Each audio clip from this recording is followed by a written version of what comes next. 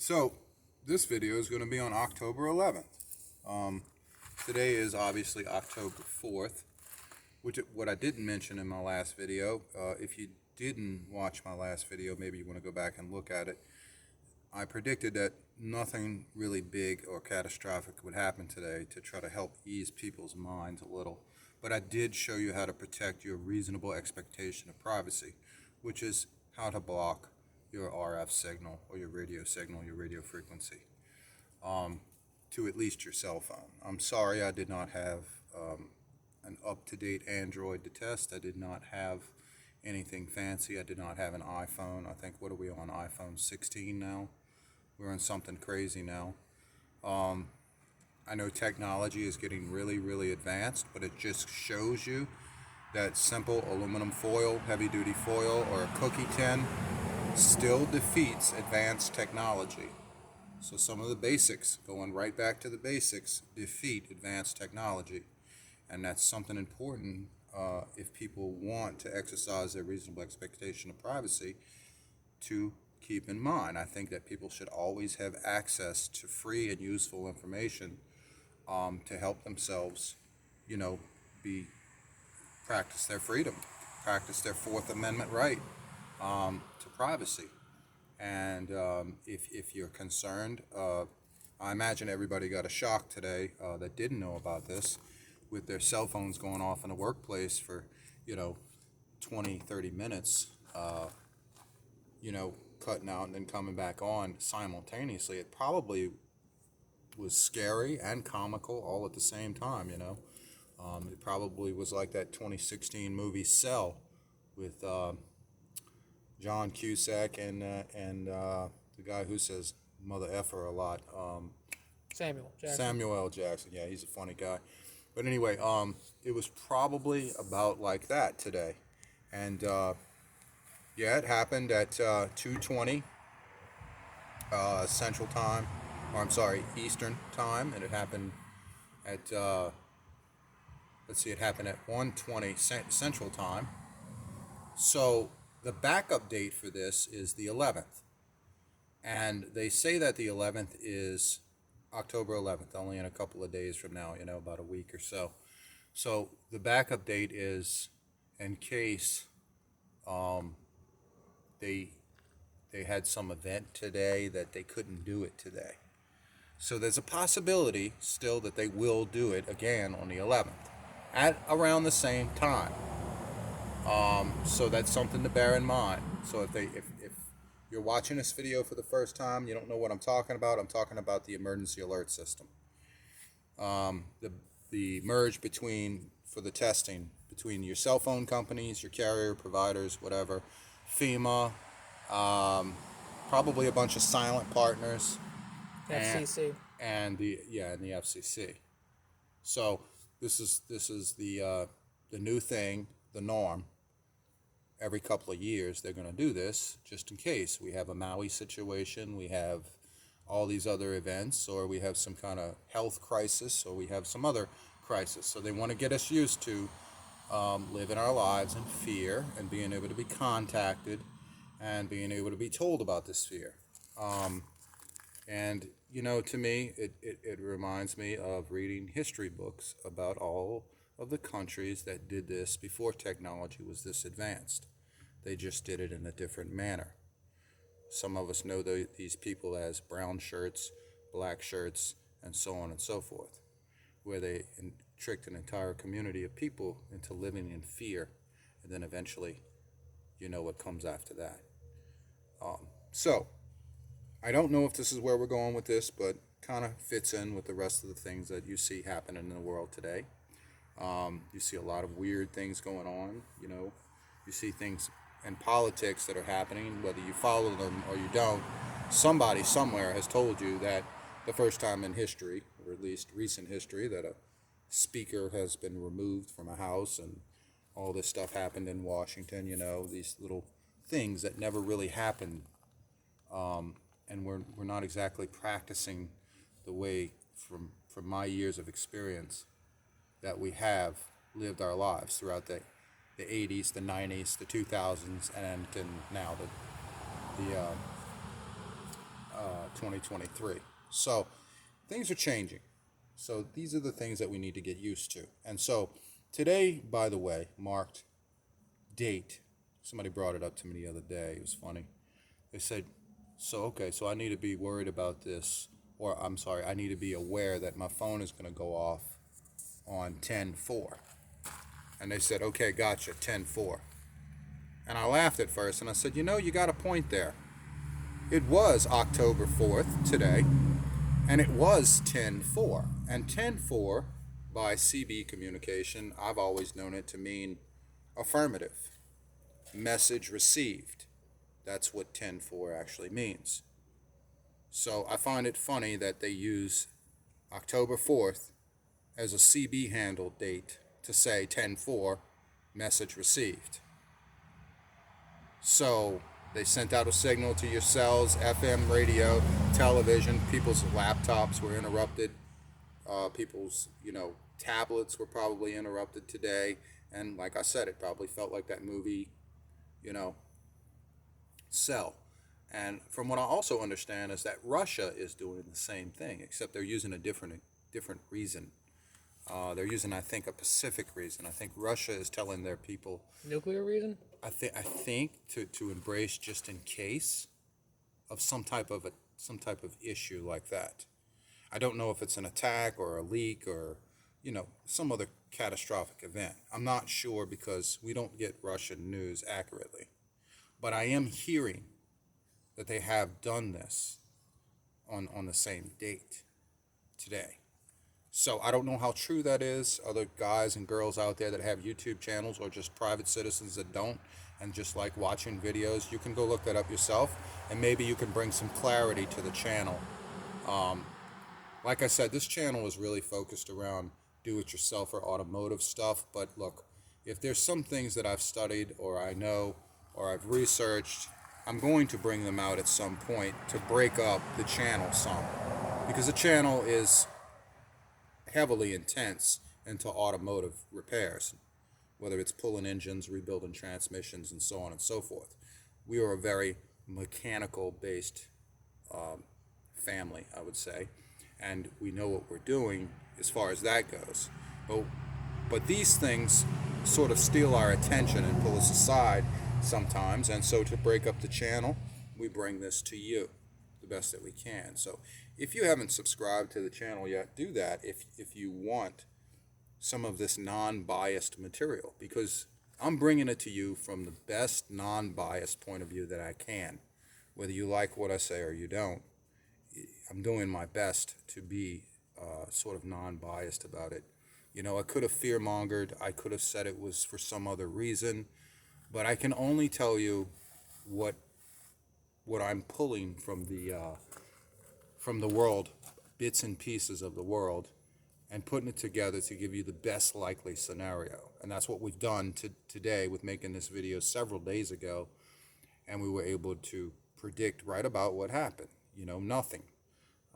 No one went crazy today. It wasn't focused around no crazy attacks. No vaccinated or versus non-vaccinated people. It didn't really pin those people against each other. It didn't really do anything crazy to any one person or another. And we don't know yet if it took anyone's data because, it went on for some time. And I don't know that we will know that right now.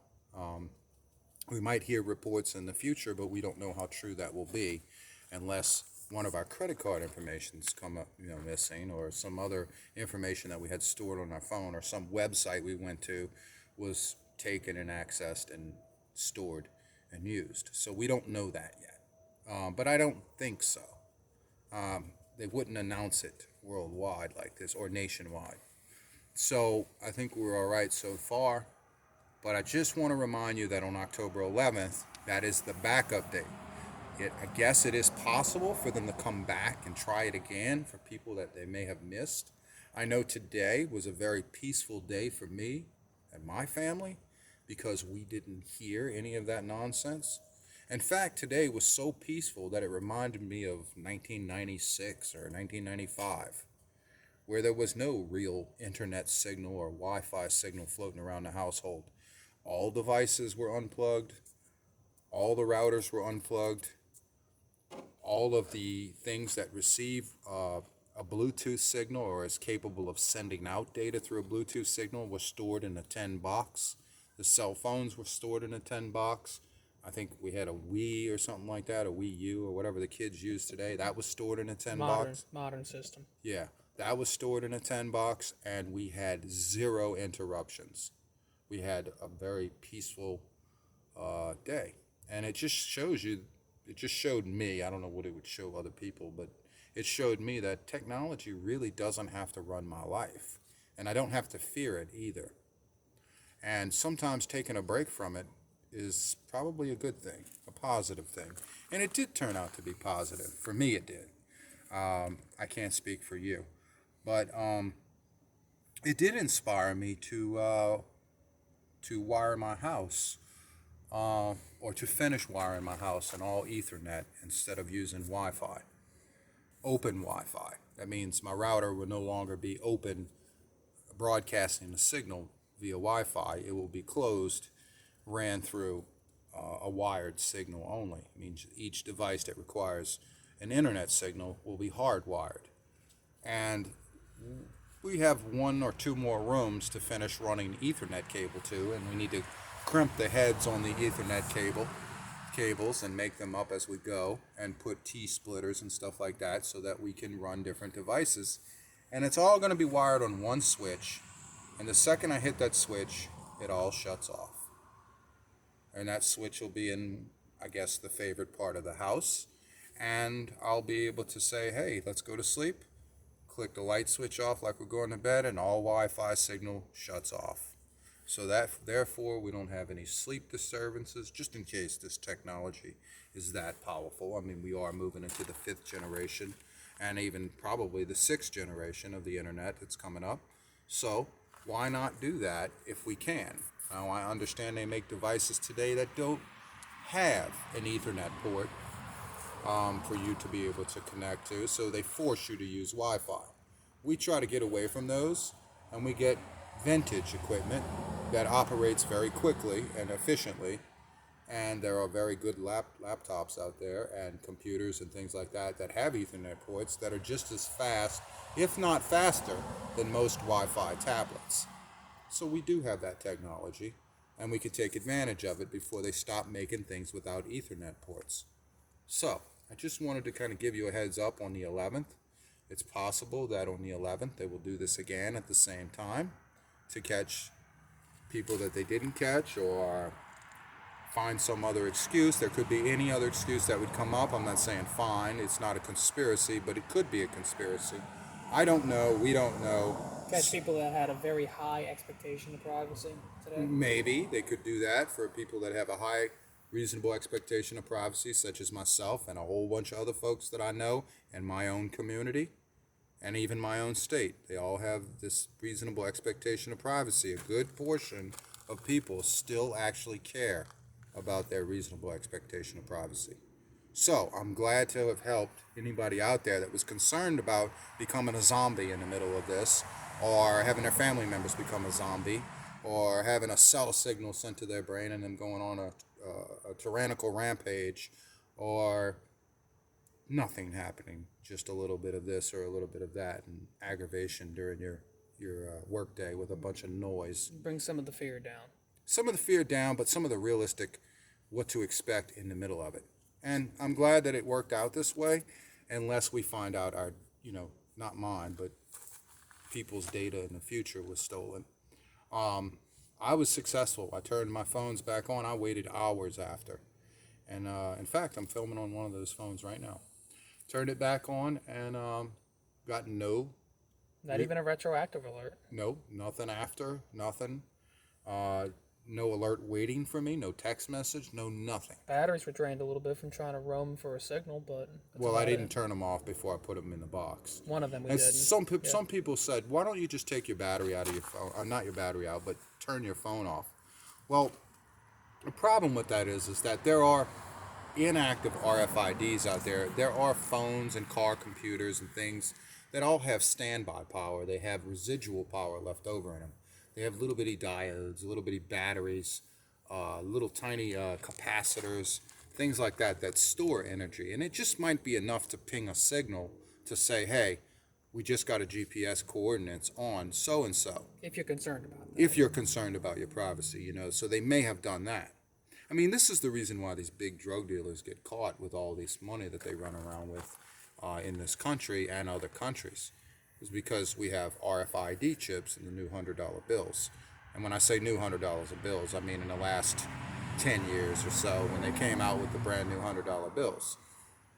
You know, those little strips in there are not just strips for, you know, authenticity. They probably admit an actual RFID signal, but inactively. And when I mean inactively, I mean they actually don't do anything. They're just dead strips until a machine that causes them to react back transmits power to them. And then that alerts, hey, there are several stacks of $100 bills, or there's only one $100 bill, or whatever it is, when you pass underneath things like way stations and certain things in the city that you drive past that may send out that kind of signal, or even by satellite, for all I know. Technology is so advanced, one could never be too careful. Not that I suggest that you carry a large wad of cash on you, but some people might want to carry $500 or $600. You might live in a state that has laws that allow money to be taken if you're pulled over and seized. And you're not a drug dealer.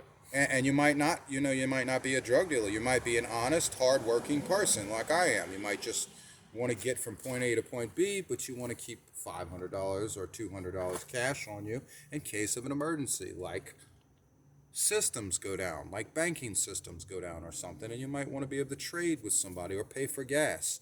And you might live in a state that is a state that believes in civil forfeiture. And if you don't know what a civil forfeiture law is, and you carry cash, you might want to look that up. Civil forfeiture laws mean that, you know, a department can take your money if they suspect that it's too much, or you can't prove where it came from, or it's just in excess, or for any reason. And so civil forfeiture might be something that you'd be concerned with if you carry cash. But if your cash is wrapped in aluminum foil a couple of times, although it may feel suspicious or funny to do that, you're still not transmitting a signal from your $100 bills to any interstate overpass or freeway overpass RFID reader. And so, like I said, you got to do a little research on this stuff. And I don't want to turn this channel into a technology channel, because we are really automotive people. But we can't help but to ignore these things. Just like we knew when I went to automotive school that in 1984, they issued all ignition modules to be all GM, Ford, Chevy, GM is Chevy, but Ford and other foreign vehicles, that they should put a chip in their modules, their ignition modules. A solid state ignition module. Right, and they would put a chip inside of these modules that if a certain signal was beamed at these particular vehicles, they would shut down on you. They could eventually, essentially put a kill switch in your vehicle. And in fact, they did do that. And I have opened up modules from 1984 and up and exposed where this chip was, and have taken pictures in the past of where these chips are in ignition modules. Now they're built into the computers of the vehicle. And some still have them in ignition modules. But this is a fact. Although I don't think the government had ever used this to shut down people's personal vehicles, but OnStar can shut your vehicle down, and they do use techniques of their own. So that technology has evolved from just putting a chip in a module to something more sophisticated that I haven't looked into yet. So I did learn this in automotive school. My teacher was a Detroit diesel mechanic, and he was also a very good mechanic. In fact, he only made it through 2 more years of teaching, and then he passed away. He was He was an old man, and I believe in old timers. When they tell me something to look into, I listen to them. So this is where a lot of this information started. This, hey, technology can be your friend or your enemy. It just depends on how you respect it or you don't respect it. And in some cases, it's important to respect technology because other people who are your enemies may want to use it against you. So it can work both ways, people. And I'm not saying technology is bad. I'm just saying it's something to be respected, not just taken for granted as a convenience. It can be a very bad inconvenience if not respected. So, thank you all for watching my last video on October 4th, today's date. And thank you for watching about October 11th, because this may come around again. And then they claim in 3 years from now it'll happen again. But I imagine we will all see sort of a new, brave kind of world in 3 years from now. If things keep moving as fast as they're moving with the changes that are occurring in the United States. So who knows what United States is going to look like in 3 years. All I know is it's probably good for some of us to keep in touch so that we can keep each other updated, unless you need a break. And that I completely understand. So thank y'all for watching. All right.